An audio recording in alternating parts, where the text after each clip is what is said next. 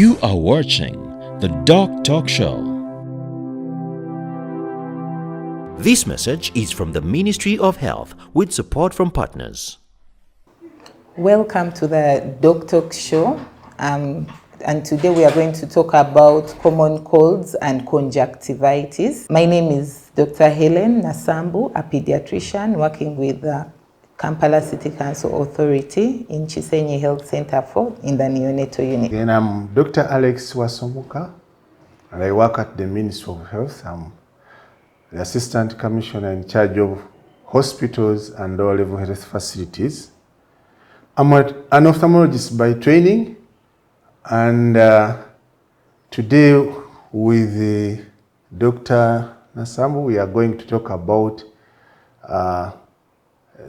the allergies and the conjunctivitis among children. Thank you very much, Doctor, for your introduction. So we are mostly going to talk about these illnesses in children, and being a cold season, it comes mostly with these common colds and allergies.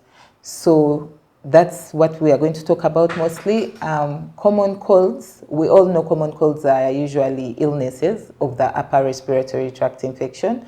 So they commonly affect the nose, the throat, and allergies or other infections coming in the eyes and ears. So we are mostly going to emphasize that, and in children, since they are the ones who are mostly affected. And in this rainy season, we've been seeing very many children coming in with cough and flu, with other conditions associated with them. Therefore, we'll be talking about the commonest causes of these. We look at the signs and symptoms, the complications that may arise, how they may be managed, and then what we can do to prevent these illnesses. Thank you, Doctor, for that introduction. Likewise,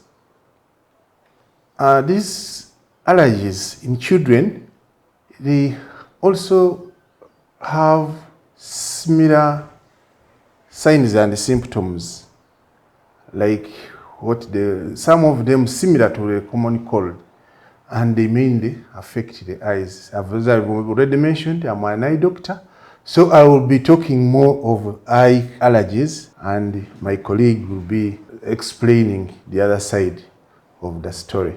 So, allergies per se, they are mainly inherited. These are inherited disease conditions where a child inherits it from both parents, and they are always triggered by certain elements, what we call the allergens or antigens. And among these, we have the pollen grains. That's why during the time when the grass is flowering, or that time when maize is flowering, that's when these allergies are mostly common. So those ones, there is also dust, all the dust mites.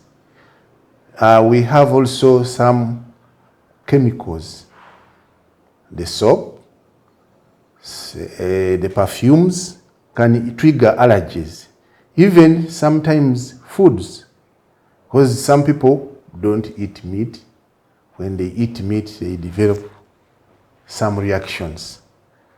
Some people, when they get in touch with say, animal hair, fur, or feathers, or something of that kind, it can cause an allergic reaction. And this reaction may not only affects the body, but it also affects the respiratory tract, the eyes, and the other parts of the body. So those are the main causes which are common here in our environment, but there are many others. So for someone to be sure that, or to avoid getting these allergies, one way of preventing is identifying the causative or the allergen that this person normally reacts to, and probably try to avoid that. That is a best way of preventing. These allergies, they are those which are acute and some are chronic. The acute ones are those ones which come in a very short time and they normally go after a simple treatment. But the chronic ones, they don't have any season, they come anytime, and they are always a bit difficult to treat. So the causes are different, but these allergies in the eyes, they can be caused by either those other what I have mentioned up there. Those are for the allergic, the allergies. But there are some other, these allergies goes ahead to affect the eyes.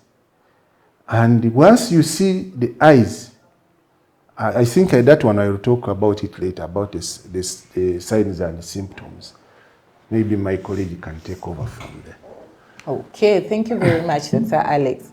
So with the common colds, like we had said earlier, mostly affecting the nose and throat and mouth and then ear sometimes. So, and the eyes. We have common viruses that usually cause these colds. Most colds are caused by viruses. However, they can be complicated with bacteria. So that's why sometimes you may come to hospital with your child who has had cough and flu for a long time, and now when tests are done, they've developed a bacterial infection because these colds, the viruses usually get complicated and become bacterial if not dealt with initially. So we have viruses that are common that usually cause these colds, and the commonest is what we call rhinovirus. It causes almost 50% of the cases.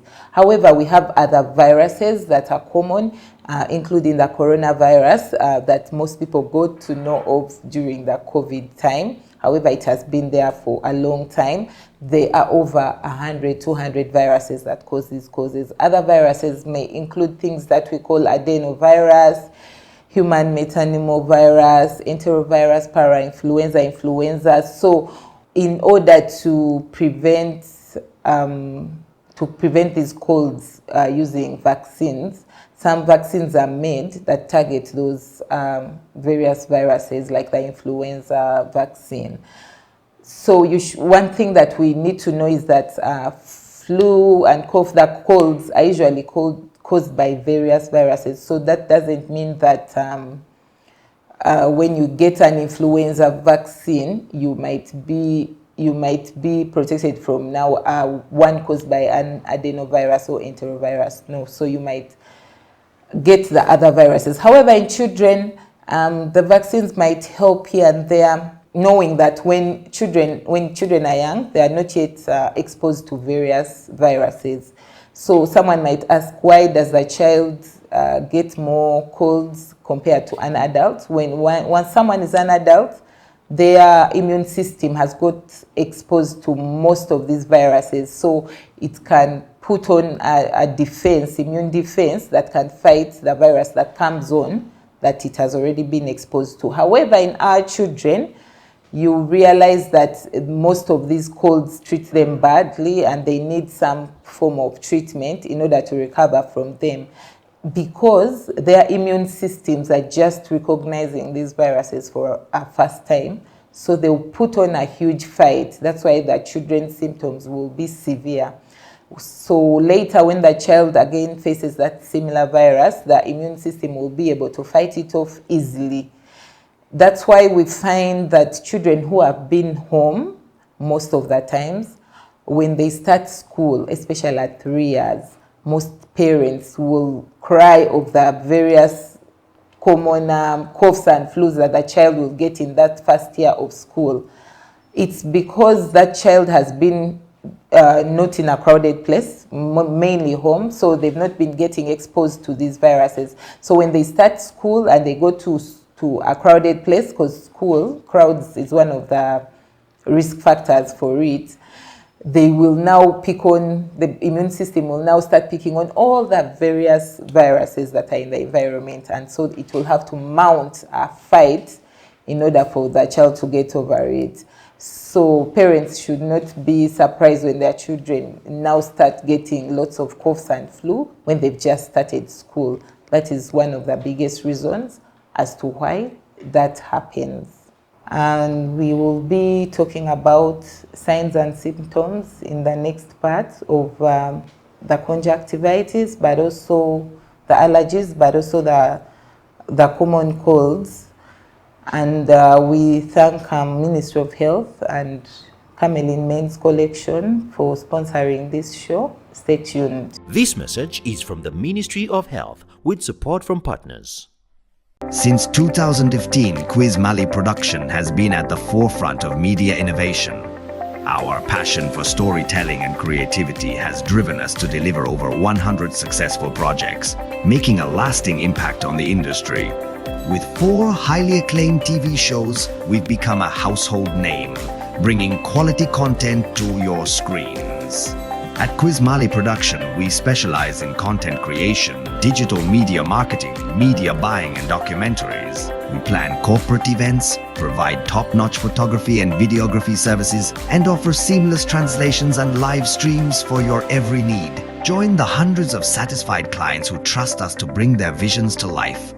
Quiz Mali Production, your partner in media excellence. Visit us at Quiz Mali and let's create something amazing together.